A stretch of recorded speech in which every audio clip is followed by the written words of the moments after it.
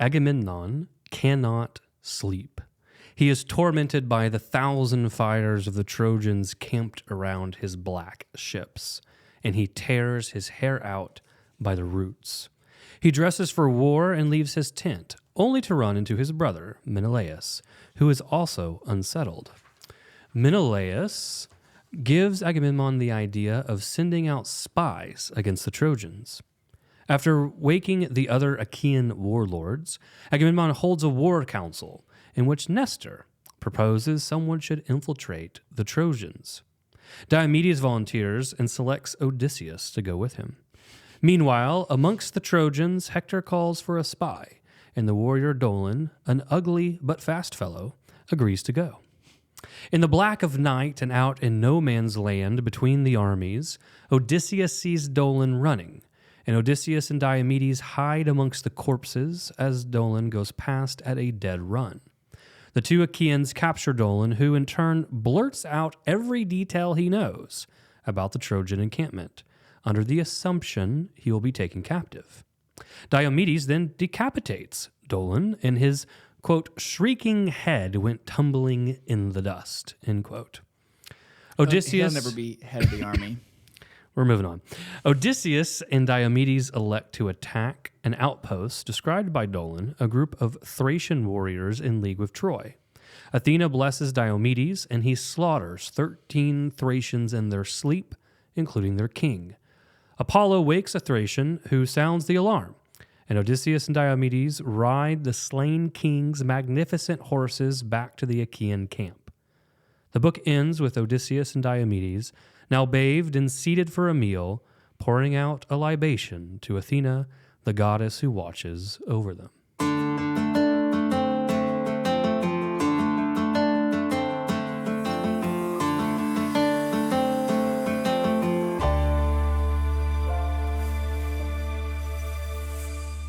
Welcome to Ascended, the Great Books podcast, where we lose our head over the great books. I'm Adam Minihan with Deacon Garlick, and it is great to have you here again, Deacon, to go over Book 10 of the Iliad by Shut up. Homer. Who's this guy again? By Achilles. No, wait, by Homer. Yeah, very good. Who was that in our... don't say their name. But isn't that where the joke comes from? Like someone in our book club had to open their book again and look at the front cover and be like, oh yeah, Homer. Yeah, who wrote this? That's Homer. Yeah. Okay. I know him. I forgot about that. That was actually really funny. Oh man. This is what friendship is all about, though. Like the camaraderie, the being able to come together. Yeah, building memories together and reading about the ugly but fast fellow named Dolon, right? Who gets decapitated. That was a good pun at the beginning, by the way. Thank you. Yeah, I'm glad you're here for that because the audience will get 0 puns from me. You? Yeah, throughout this You're process. You're not even punny. No. Okay. Anyway, all right. Are you doing well? Things are good in the Minihan world. Well. Yeah, I think I'm doing well overall. Thank you for asking. You're welcome. I'm enjoying a new scotch. Enjoying a new scotch. By the way, what is that? Can we just say that we're now like 12 episodes in or so, whatever the number is now, and I have not even imbibed. You haven't drank. Actually, yeah, the fact that you've done all of this podcasting without alcohol in your system is actually really impressive. They said it couldn't be done. That's right. So for context, hopefully, for people who just became very worried that I'm about an alcoholic. This. Yes. So you have your other podcast, The Catholic Man Show, very successful, with David Niles, a good friend of ours, childhood friend of yours, right? That's correct, for forever. But you guys always drink on the podcast, like part of your shtick. That's a good word for it. Yeah. Is that you always have some scotch. You guys are nice to me, so every time we come, we usually have some kind of peated scotch. Enjoy Lafroig. And actually, I think that's my claim to fame, was introducing the Man Show to Lafroig. Yes. Right? Yeah. When you abandoned me. That is true. Yeah. So we've actually just been sitting here with coffee and water. Yeah, and water. Like idiots. We could have been having scotch while discussing Homer. We'll remedy that in the future. Sure. That sounds good. And see how many comments we get about that. I think that's a good idea. Good. The things in the Garlick household are good. We're still raising some little chickens. We have these lavender Orpingtons. They're really fascinating because they're gray, but then as they mature, they have a, unsurprisingly, lavender undertone. which is really interesting color for an animal to have. Yeah. And they're almost just like unnaturally. yeah. So there's these just beautiful birds. They end up being the roosters are typically around 10 pounds. They're a fairly large bird, but incredibly docile. Like, so, for someone who has small kids, and the fact my current rooster attacked your child one time and slashed him across the face. Right. So I apologize. Took your farm. Thanks for still being my friend. Yep. I appreciate that. Yep. But my current small rooster, who is small but mighty, and very cantankerous towards children, will be soup sometime soon. I'm going to enjoy eating him, and then we'll replace him with a new rooster. Well, my oldest is about to get after his first fishing tournament of the season this weekend. So I'm excited to see that. My boy is very good at fishing. In fact, he's better than I am probably at fishing. I think he actually literally taught me how to make fishing knots when we've hung out before. Right. So he enjoys the teaching role, I think. Yeah, he's really good. In fact, he placed 9th in the state out of 35, and he had to be invited to the 30 in the 35, and he placed 9th last year. Nice. So he's looking to take home the trophy this year. He's playing for keeps. So we'll see how it goes. Very good. All right, so there's our update. My wife says that I forget to talk about myself, which makes me a Great Books robot. You're so humble, dude. You're just so humble. Exactly. I am the best at humility. Yeah. I mean, your humility is known worldwide.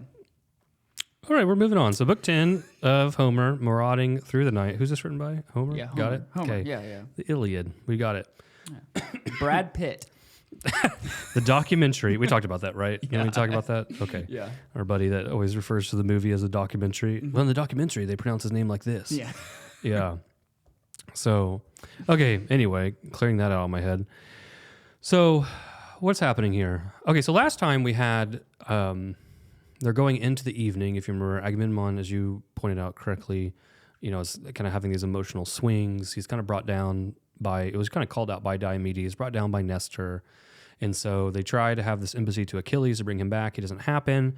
They're struck, dumb. And Diomedes speaks up and says, no, hey, in the morning, we'll be fine. Agamemnon, you're going to lead us on the front lines and lead it. And everyone's like, amen, we're going to do this. And they have the gift of sleep. Mm-hmm. Okay, well, that doesn't work out very well. So here's Agamemnon. So we're in the same evening. So this day persists a lot. Right, this 24-hour period, if you want to look at it that way. So now we're at night, kind of in the dead of night, and still suffering from allergies. And Agamemnon cannot sleep. Right, so he gets up. So the book opens very similar, like to 9 and 10. There's parallels here, right? Agamemnon is in a crisis, and good old Nestor comes back and comes back to the rescue in book 9, and in here he comes. In book 10 as well. Yeah, Nestor's. Yeah, no, I think you're correct. We're seeing a pattern. Nestor's playing his role, right, as the counselor. I just love this line. And actually, in our guide, we have the book, the titles. Now, the titles come from Fagles, which we're pulling from, which is the translation that we recommend. And then we pull some quote that kind of captures the book as a whole. Right. And I loved this one, this is at like 15 or so. It says, Agamemnon marveled in horror at those fires, 1,000 fires blazing against the walls of Troy, right? So he's literally going mad, right? Looking at the fact that their ships, remember, because again, the Trojans did not go back to Troy. They have camped out on the battlefield. We're led to believe this is a somewhat unique circumstance, right? That they have this advantage, and so he can't sleep. So he gets dressed for battle. He goes out and he finds his brother, who's also dressed for battle. No sleep could settle over his eyes. Yeah, he's also deeply unsettled.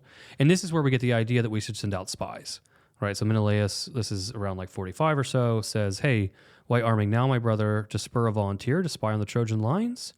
Right? No one will take on that mission, blah, blah, blah. So he kind of indirectly gives him the idea. Right. King Agamemnon says, hey, Tactics, Menelaus. So he wants to go wake some people up, right? And like he's going to go after Nestor. He's going to wake up the chieftains and say, hey, what do we do? And he tells Menelaus, right, this is what I think you should do, right? Can we just point out that it's interesting on about 67, line 67-ish, that so right before that, King Agamemnon says, I'll go after Nestor, wake and rouse him, see if the good man wants to join the guard, that strong contingent, and give them orders. he's the one they'll obey. Yeah, that's a great point. And we saw that last time, right? When was that? The Agamemnon tries to walk, Nestor tries to walk Agamemnon off a cliff by saying, "Hey, post your sentries. Like, let's do what we gotta do. Post your sentries, and remember, have this hospitality." And everyone just actually obeys him without quite waiting for Agamemnon to consent. Say like, "Yeah, we're gonna go do this." Yeah, I just think that's very interesting. This is just a little insight, I think, even to his psyche of understanding that, Nestor's the one that they'll obey, even though I'm the king. And there's, somewhat coupled with this, if you look down at 80, we should point out that it's unique that Agamemnon is actually the one running around the camp. Like, he's the high chieftain. Like, he has runners, he has heralds, he has a million servants. Yeah. And one of the things I think that we should point out here is that Agamemnon, and really then that cascades down into the other chieftains, take personal ownership of this, right? They go out, they wake the guys up, they call the war council. Like, you could, I think if you're going to give a somewhat pro-Agamemnon view here, right, he is starting to shift into, I need to take control, right? I need to do something. I need to be the king. Right. On the other hand, there's it's somewhat comical. It's like, bro, it's the middle of the night. You're surrounded by an enemy. Yeah. You just now realized you need tactics. Again, wonderful timing. If you listen to last week's, I kind of brought up, how awful King Agamemnon's timing is time and time again. He finally decides, okay, this is the time I need to be king. Terrible timing, middle of the night. So, so if we give kind of a pro reading, it's, hey, look, he's taking ownership. If you're still going to look at that kind of comical side, it's, you just now realize this. Like, what are you doing? Right. So he goes and wakes up Nestor. Do we kind of get this? We get this. This unfolding narrative of someone goes and they wake someone else up, and they don't know who they are at first, and then they say this, and they rouse them up, and they say something to get their blood riled up, and then say, "Hey, we're going to have a war council." Nestor, he doesn't recognize Agamemnon. I think a real safe reading of this is that some of the other guys don't recognize people. It's dark. It's black. Also, you're not expecting the High King to come walking into your tent. Like, what are you doing? I read it as, he's an old man. Maybe his vision's not that great. Right. The first time I read this, because one of the things I do, and one of the things I would recommend is that if you read through the text, try and keep the same colored ink pen. I know. I'm terrible at that. And so read, like, the first time you read through the Iliad, say I got black, red, blue. I got all sorts. Well, it's not fatal if you shift, but what I would say is try and keep a consistent color as you read through, and then when you read through it again, shift the color. So if you had a couple chapters where you're black, great, do red, right? If you had blue, do red. Whatever it is, excuse me, because what you do is you're tracking your train of thought. And you say, okay, the first time I read this, I had this impression. I can see now that's kind of correct or not correct, or you can see where you build upon your own insights, which I think is very helpful. And then if you're actually really trying to run a small group, I think one of the things that people struggle with is they don't write in their texts. And they're like, oh yeah, I read that. And it's really hard to lead a small group if you look down at a completely blank book. Right. And again, you don't really always have to write your insights. You can just write a little, like, one of the things I do that's very helpful is I always put a square around who's speaking. So when the person shifts and who's speaking, I can easily look at my page and notice that. And that's something that really helps me, right? So up here, right, we're at line 90, right? I put a square around Nestor because he gives like this, who goes there? Who's stalking around the ships? And then I give a rectangle around Agamemnon. Oh, it's Nestor. Don't you recognize me, right? So that's one thing I do that's actually just really helpful for just, say, mapping a text. Yeah, putting guideposts on your book. Yeah, too many people think like, oh, I have to have this big insight. And what if someone looks at my book and they're afraid? Get over it. Yeah, I punch people who look at my book. Just get over it. Okay, well, I don't condone that. Okay, so my point there was when I actually read this, I think this is a stretch, but the first time I read it, I actually thought Homer was making a joke. That Nestor doesn't recognize Agamemnon because Agamemnon's dressed for battle, right? Nice. That he actually doesn't recognize him because we had this whole narrative over here of him putting on his battle shirt and X, Y, and Z and running around, and he's the one going out and doing this work himself. Why would he be here? Right, and Nestor's like, who are you? Like, what would you be doing? So it's a bit of a stretch because they're all a little surprised that the other ones are coming into their tent. It's the middle of the night, so probably a stretch. But the first time I read that, I was like, is Homer making a joke here? So he goes and wakes up Nestor. Nestor gives him, hey, we need to go wake up all these other guys. And then Nestor, okay, so we need to talk about your boy Nestor. Okay. Then he just blames Menelaus, right? So it's like 135. Yeah. He's just like, hey, by the way, what the heck is your brother doing? Your brother should be trying to do something, right? In my notes said Nestor's taking a dig at Menelaus. Yeah. And then Agamemnon, man, okay, so let me tell you how I read this and let me know if you agree. So around 140, right, Agamemnon says of his brother, I'd even urge you to fault him any other day. He so often he hangs back with no heart for work. Not that he shrinks from action, skittish or off guard. It's just that he looks to me, waiting for me to make the first move. And he does admit this time, though, he woke before me, right? And I sent him off and blah, blah. So one irony here is not only did he wake before him, but he actually gave him the idea, even if it's indirectly, of waking everyone up and let's do spies, right? And secondly, this, going from memory, this does not match the pattern we've seen in the Iliad. How many times has Menelaus been the one, right, that Spartan king stepping up and wanting to do this, the volunteer for things, and Agamemnon's pulling him back, probably less scared about his own brother's life, but more scared that Menelaus' death will demotivate the army. Right. So, I mean, this is just a multi-layered dig against Menelaus that I just don't think matches the text. And Agamemnon's just, he's just riding with a critique of another warlord, right? I just dislike him. The thing is, I just dislike him. He's a hard man to like. So Nestor goes, he wakes up. Let's see, we got Odysseus, we get Diomedes. One thing to track here, and I don't, someone in our group brought this up, and I don't have it is notable. I'm open to suggestions. Okay. But I'd like to give you some. Okay. Almost everyone who's introduced in this book is wearing an animal skin.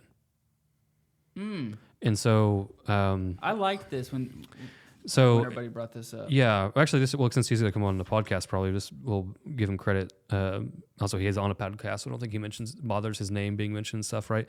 So David Niles, right, your co-host for the Catholic Man Show, noticed that Agamemnon has a lion's skin, Menelaus has a leopard skin, Diomedes also has a lion's skin. There's some others. And then we get introduced to Dolon on the Trojan side. He's wearing a wolf skin and a weasel cap. Right. Right. And so there was some question, is there a lesson here for us? As Homer, there's actually a lot in Book 10 and Book 11. There are a lot of animal similes, a lot of metaphors, a lot of animalistic imagery that Homer uses, particularly how these guys get ready for battle. When they're in battle, it's a wild boar surrounded by hunters, or it's a lion pouncing upon his prey, right? There's a lot of that. So anyway, that was noted. I don't have a great, it'd probably be something you really have to map out and see if it plays or there's a pattern that emerges. Nothing was immediately apparent to me, but I do want to kind of just flag it because I thought it was a good observation. So let's see. Diomedes is woken up. Let's see. We get Nestor. He's getting, there's little Ajax, right, along with big Ajax. Do you always just want to root for little Ajax? I always just feel like, come on, buddy. I hope you do well. Well, the problem is little Ajax is probably a normal-sized human. Right, and for all eternity. But he gets called little Ajax because the other Ajax is a giant. Right, yeah. But I'm always rooting for him. We haven't heard a whole lot about him throughout the text thus far, but every time every time he's mentioned, especially in battle, or he's about to go to battle, I'm like, oh, please don't die. I hope you don't die now. So, the sentries are found awake, right? So the Achaean sentries around the camp are actually alert and stationed with their weapons. Nestor praises them. That's a little 225, right? Keep it up, my boys. That's the way to watch. Don't submit to the grip of sleep. Just as a side note, a few pages earlier, we were told that Nestor's son is actually in charge of the sentries, right? So I think there's some pride here going on. I don't mean that as a pejorative. He's proud of his son. I think Nestor's son actually joins the war council as well. Let's see here. So then Nestor, the noble horseman, right? He's actually the one that speaks up at the war council. That's 240. And he says, hey, we need to spy on the Trojans. Diomedes speaks up, right, and basically volunteers. I love this because Diomedes is like, yeah, I'll volunteer. Odysseus, you come with me. He's like, Odysseus is over there like, hey, I didn't volunteer for this. It's like...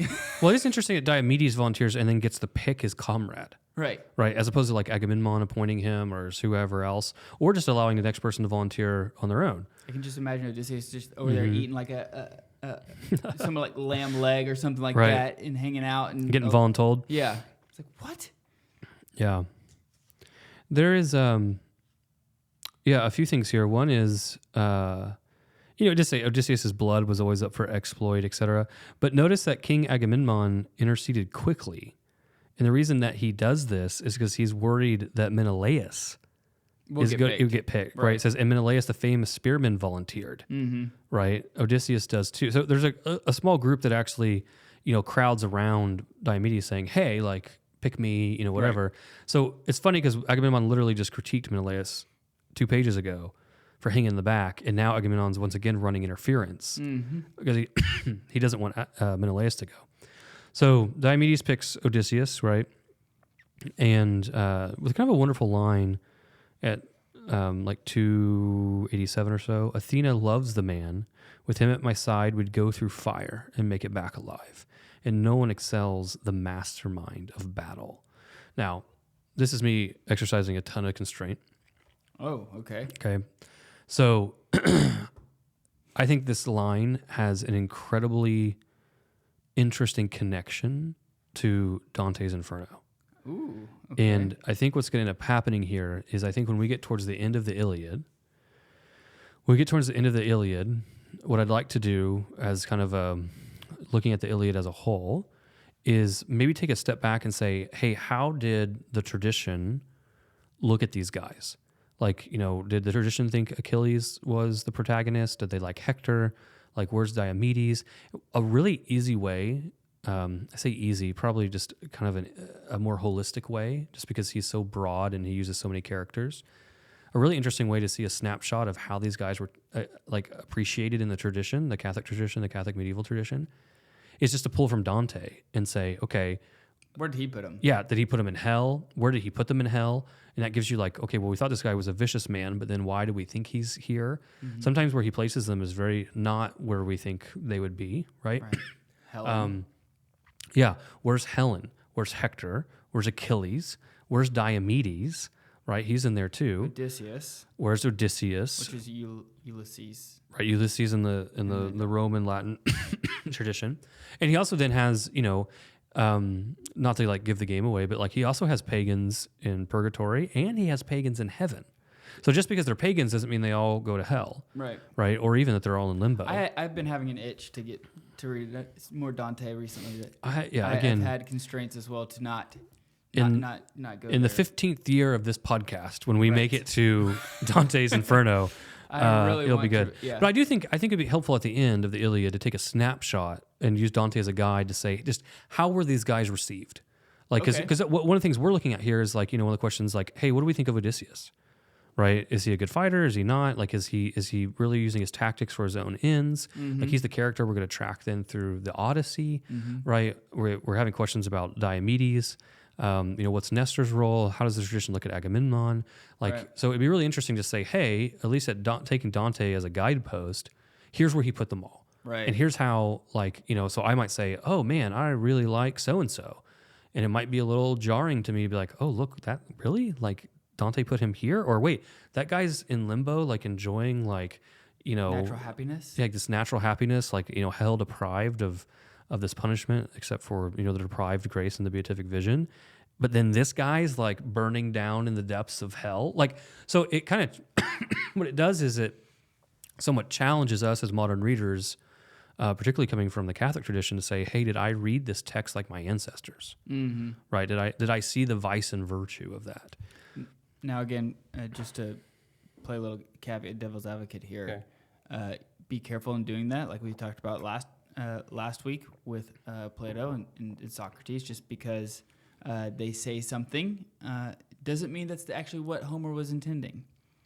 Right. So then there's a question then between like Homer's intent and we've talked about on this podcast, like, what is Homer's concept of virtue, right? Like, I would argue that Homer is an early teacher of virtue, right? I think he is trying to contrast Achilles and Hector multiple times. You know, is virtue simply reducible to, you know, military prowess, like, or is virtue actually a broader human excellence? Mm-hmm. And I think that I think Homer is starting to teach what that is, and that starts the ball rolling. Excuse me, that we'll see with the Greeks on what virtue is. So anyway, as an aside, so maybe we'll circle back to that at the end of the Iliad. All right. Cool. Like you pick one character that you really want to take a deep dive on for Dante, and I pick one character. That would be fun. Yeah, maybe we'll see some of the guys maybe the guys that are familiar with Dante could join us and say, hey, what do we think about this? We'll chat offline. Very good. Okay, so a little after 300, I just want to point out that Homer has given us a pretty good template of what it means to be an archer, right? I mean, Paris is obviously the comical example of this. He shoots people's horses. He shoots the medic. Homer shoots Paris shoots, you know. Everything that... We're going to see a few of those coming up. Yeah. Or Pindaris, whatever it is. Yeah, as another archer. Mm-hmm. We do have, what's his name? Ajax's half-brother, Teucer, right? Teucer. He's probably the best we've seen. But I think overall the archers carry a certain reputation, right? It's certainly... it's a distinct type of warfare. So I just want to point out that Homer actually mentions that Odysseus carries a bow. Yeah, I thought that was very interesting as well. Yeah, but he also, you know, carries a sword. He brought the sword up as well, which correct. Doesn't seem like that Paris had a sword, because he was having to borrow all this armor and things like that when he had to go to hand-to-hand combat. Yeah, that's a good callback. He does. He borrows. It says he borrows like his brother's breastplate or something like that when he fights Menelaus. Right. Okay, so just noticing that he has a bow. That's like 305. Yeah. So Odysseus and Diomedes have volunteered to go spy. They say a prayer, particularly to Pallas, right, to Athena, and that's like 325. Mm-hmm. And so they're going to go on this night mission. And then we get a shift to Troy, the Trojans, Hector, and basically we're getting a mirror thing, right? So the Trojans are like, hey, we should go spy on the Achaeans. And Hector proposes like, hey, I will literally give these horses, right? Which actually weren't they originally Achilles' horses that Aeneas has taken?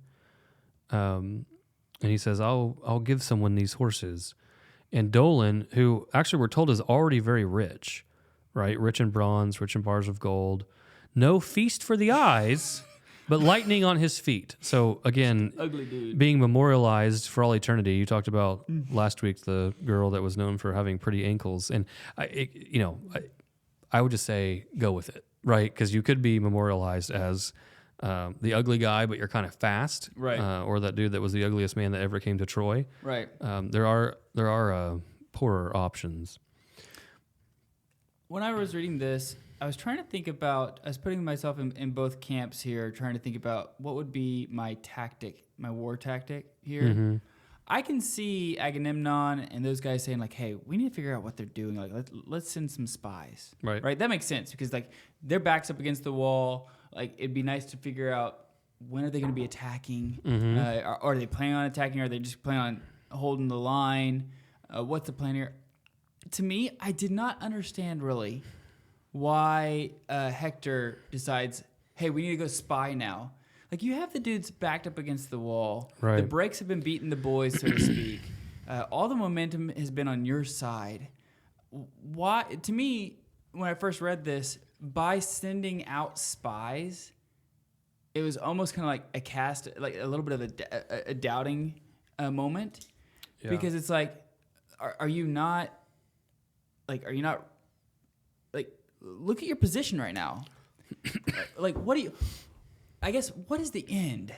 What is it? What is the telos? The telos of like wanting to have a spy go out right now. Like, what are you trying to achieve here? Well, let's look at the text. I think the way I read it, if you look at like 360 Right, because it just calls to mind, like, well, what did he say? Like, how did he pitch this, right? So what Right. glory can he win? The night patrol by ships to learn at once. If the fleet's still guarded, as before or now, battered down at the hands, huddling together, they plan a quick escape, the morale too low, to mount the watch tonight. So I think there's a play here in Homer off Hector's insight and probably what would have happened if your boy Nestor didn't speak up, right? Because actually Agamemnon did not actually post the night sentries, right? So what could have happened here is that Hector sent out Dolon, and Dolon says, hey, they don't have any sentries up. And then that could have led to a midnight Trojan attack. That could have led to burning of the ships or attack of the rampart or something.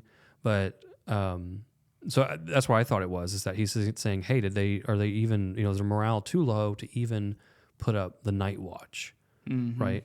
And actually it's wrong because Nestor, kind of on both accounts, right, has the night watch up, but also then he's sending out spies, right? Yeah. 'Cause that was my general take. I mean, I think that's a fair take. I just feel like that the standard is for them to have a night watch. Like Right. you would expect them to do so, especially with their backs up against the ships. So anyway, I just thought it was kind of No, it's worth asking, Yeah. right? Like, why is this here? So Dolon says yes. He goes off. He also has a bow, just for the record, as we're kind of tracking such things. And he has his gray wolf pelt and his weasel skin, right? As we Right. also kind of track the I imagery. like that. Yeah. So he runs off. He is not great. I mean, he just runs off at a dead run, right? There's that speed again. Like we mentioned, Diomedes and Odysseus basically hide amongst the corpses. He sees them coming. See again, he sees them coming. Like to me, it's like you're overplaying your hand. Like just All right. anyway. And also, they also sent out Dolon alone, which is another Right. thing that I mentioned, right? They Right. they didn't send him out with anyone else. So He's a fool. So they take him, they kind of flatten the narrative a bit. They take him prisoner.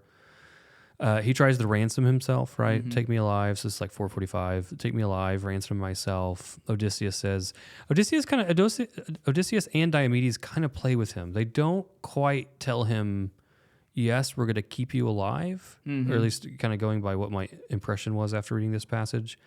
I never saw like for instance, Odysseus says, he doesn't say, yes, we'll ransom you, or yes, we'll kill you. He just says, courage, death is your last worry. Right. Like what? I just found that out. I found it to be like they considered Dolon a coward, and so like listen, like because the immediate thing he did was try to ransom himself, and so it's like listen, Right. there's very little honor in this dude. So death should be your last worry right now because of how you're acting. That's interesting.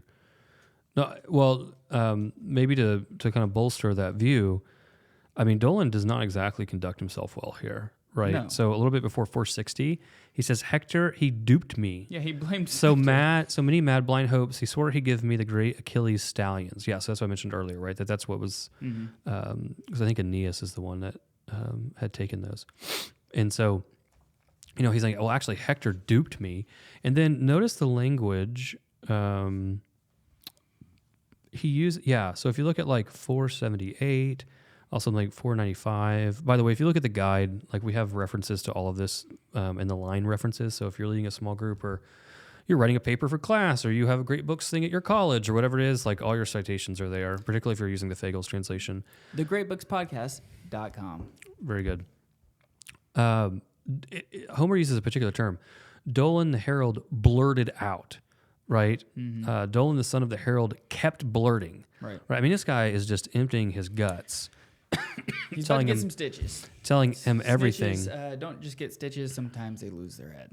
Which he does. So Diomedes, around like 525 or so, Diomedes just turns around and strikes him square across the neck, and both tendons snapped, and the shrieking head went tumbling in the dust. So Odysseus then actually, so talking about that natural religion, right? Odysseus actually raises up the goods that they take from Dolon as trophies to Athena, right? The queen of plunder. Yeah, he was very headstrong on taking all of those gifts. To Athena. Yeah, and so then they decide, hey, you know what we're gonna do? That was another- Yeah, as a pun. Yeah. Like sometimes I have to, make No, sure. that's I guess I was gonna move on. So He's very headstrong. Okay, I'm glad you're here. What else? Okay, so basically, one of the things that Dolon told them was like, hey, there's this new group that came in, the Thracians. They have an outpost. The king's there. They're all asleep.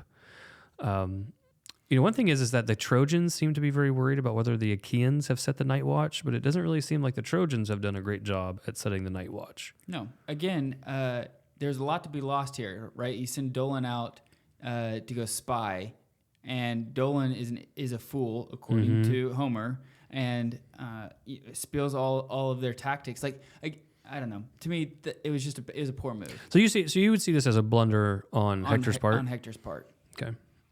Yeah, I think that's a reasonable take. It was a blunder on multiple facets, right? It was a blunder, I think, to send a spy. I don't think it's necessary, but then to send Dolon by himself, right, is another blunder. So it was begetting one another there. Yeah, no, I see that. So Athena blesses Diomedes again, as she did previously in the Iliad, and so he's ready for the slaughter. Blazing. Yep, eyes blazing. Did we ever talk about why she's referred to gray eyes and eyes blazing? Have we discussed that? Bro, I have a newborn, and the amount of sleep that I've had, I do not remember. I know you and I have talked about it, but I do not know. Okay, so just as a side note, because I really like Athena, and so I think some of her imagery captures my imagination. So her eyes blazing, her blazing eyes, and her gray eyes, and how that's interpreted is actually all predicated off the same word group, because basically what it means is like the silver shining of her eyes, and sometimes it's like the blazing, like it goes with like the shining part, and sometimes it goes with the gray part, right? And this is actually, so you're like, well, what is a silver shining eye? What does that look like? This is why theoretically or speculatively she ends up being connected with the owl. Because remember, think of the pictures that you see of owls, right? In the light. Wise. Well, that comes with it, right? Yeah, But first, it's the eyes that connect them, right? So if you look at owls, like a lot of times when they're photographed, you look at them, their eyes have that silver shine back, right? That's what her eyes are like, right? So she's associated with the owl, and then the owl becomes associated with her, which is why the owl becomes our animal that's associated with wisdom, right? So I thought it was interesting because I looked into some of the etymology there of why her eyes always blazing, and it's that silvery shine, and sometimes it's gray, sometimes it's blazing, but that's the word that's underneath that. So anyway, so she blesses Diomedes. He goes into the Thracian camp. He butchers 12 men who are asleep, and then he butchers the 13th man, who is the Thracian king that had come with his people. And it's interesting that Diomedes, man, he's kind of a fun character. So at like 581, he's just slaughtered 13 people and hasn't gotten caught. And he literally asks himself, what was the worst, most brazen thing he could do? Like he looks around, right? What can I really mess up here? Yeah, he's just like, what could I do that's even more chaotic than this? And Athena has to come in and be like, back. Think of only getting back, right? Back to the ships, quick, run for your life. Some other god, who knows, may wake the Trojans. And of course, this is prophetic, 5 lines down, because Apollo wakes up one of the Thracians who is still living, and his piercing wails broke as the Trojans swirled in panic. Do you think Athena knew this? That it was going to happen? Because she says, I thought it was weird that in here, as I was reading it for the first time, again, right.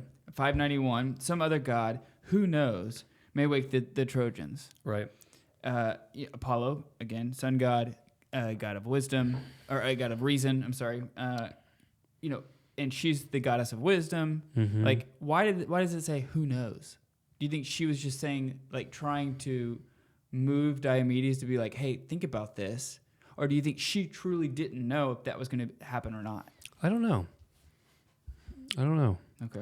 I mean, I think that obviously there are only a handful of gods that are actually helping the Trojans. Apollo is one of them. So right. I mean, I just thought it was weird, that the goddess of wisdom just seemed like she didn't know if that was actually, like, I didn't know if that was just a rhetorical device or if that was something that she actually didn't know. I didn't know.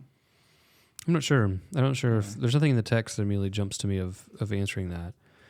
I do know that Diomedes recognizes the voice of the goddess, right? That's a theme that we've been tracking, is who actually has the capacity to see gods, to recognize them, to know their voice. Right. Diomedes, like Odysseus, is very close to Athena. Apollo does just that. He wakes up one of the Thracians that is sleeping. The piercing wails break as the Trojans swirl in panic.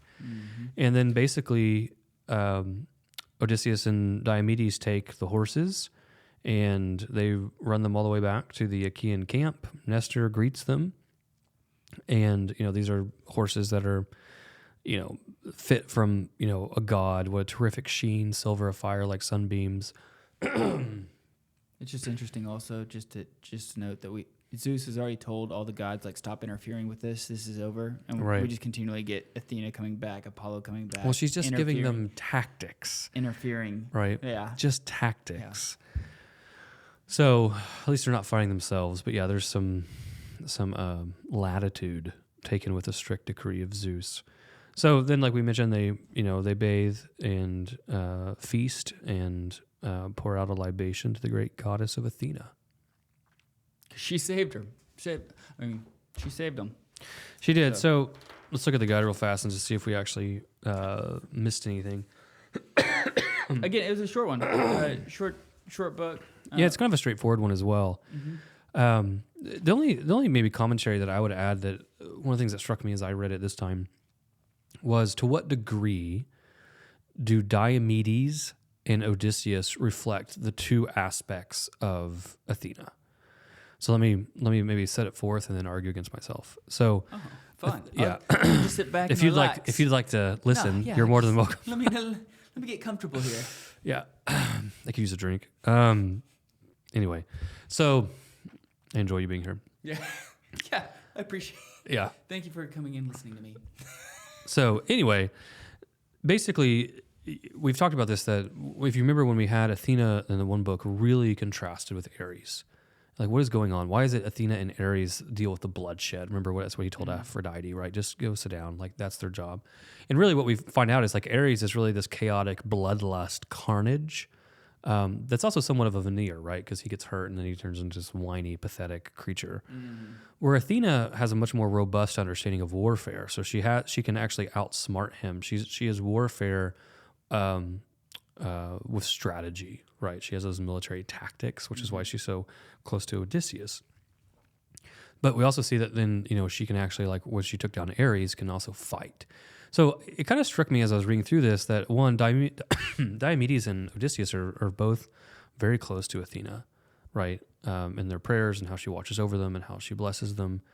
And I kind of thought there was at least somewhat of an argument that they represent those two aspects of her, right? Odysseus very much embodies that tactics, that strategy, and Diomedes very much encompasses that kind of raw military strength, right? He's the one that she's always blessing to go and do the slaughtering, where Odysseus seems to always have the tactics.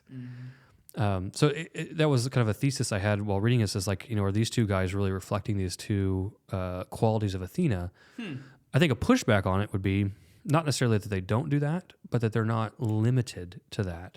So for instance, we just saw that in the last book that Diomedes is giving counsel. Right. And his counsel is actually good, right? He might not be as, like, say, savvy as Nestor. He might not be as soft. But, like, so far, Diomedes' counsel has been pretty good when he says we're going to fight or not do this or you need to fight on the front lines. Like, he's giving counsel. So it's he's not necessarily the master of tactics, but he's not dumb, right? And then he's not King Agamemnon. Yeah, he's not as capricious as Agamemnon is, right? He just seems to be just taken up with his passions and that certain madness of being a king and connected to Zeus, right? But in the same time, Odysseus, now see, that might be something. Has Odysseus shown military strength yet, right? Has he? So we've seen lots of tactics. We've also seen him somewhat critiqued, like, hey, are you using your tactics for your own self-advantage, right? Like putting others in harm's way while you kind of lurk towards the back. And that's something I think that we need to watch for is foreshadowing to the next. Yes, that is a little foreshadowing of what will Odysseus be like if he finally gets into a situation in which there are no more tactics. It is just raw strength and courage that will pull you through. But it's just something to think about, is where those two guys actually, reflect those two aspects of Athena. Anything else on your end? No, I mean, I think it's a pretty straightforward book. I did like thinking about just the war strategy of this. Like, I typically do not think about put myself in each camp and think about like what would I do. But for whatever reason, this book really drew that out in me. Yeah, questioning that prudence of Hector. Right. Yeah. So anyway, no, I enjoyed it. I enjoyed it even more though reading it with other people. Yeah, iron sharpens iron. That's very good. I mean, like I said, I'm also a student of Homer, right? He's the teacher. Right. We're learning these things. And I think I actually think that a good reading of Homer teaches you actually how to read scripture better. Right. Well, right? And how to be an attentive reader to the text. Yeah, you should write an article about that. We'll see. I can find time. So, all right. The year with Homer marches on. And next time we have book 11, Agamemnon's Day of Glory. It's his time to shine. His time to shine. All right. We'll see you next week. See ya.